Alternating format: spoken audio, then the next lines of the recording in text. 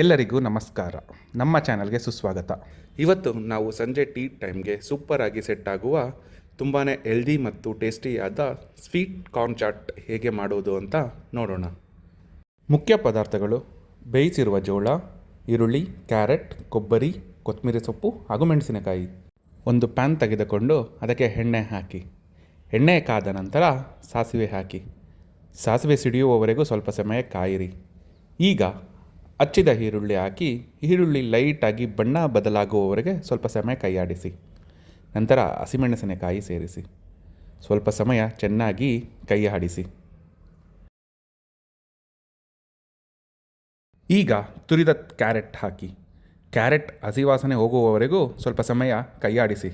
Friends, recipe ಇಷ್ಟ ಆಗ್ತಿದ್ದರೆ ಇನ್ಯಾಕೆ ತಡ, ಈಗಲೇ ಕೆಳಗಡೆ ಇರೋ ಸಬ್ಸ್ಕ್ರೈಬ್ ಬಟನ್ ಕ್ಲಿಕ್ ಮಾಡಿ ನಮ್ಮ ಚಾನಲ್ಗೆ ಸಬ್ಸ್ಕ್ರೈಬ್ ಮಾಡಿ.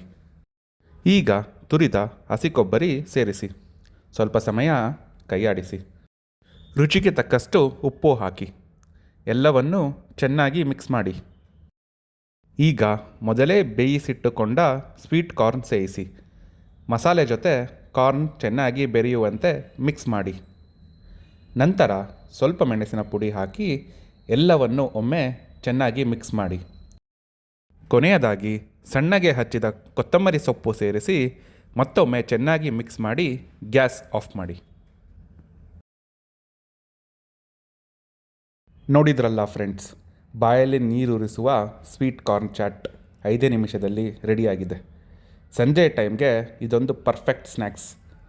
ನೀವು ಮನೆಯಲ್ಲಿ ಟ್ರೈ ಮಾಡಿ ಹೇಗೆ ಬಂದಿತ್ತು ಅಂತ ಕಮೆಂಟ್ ಮಾಡಿ.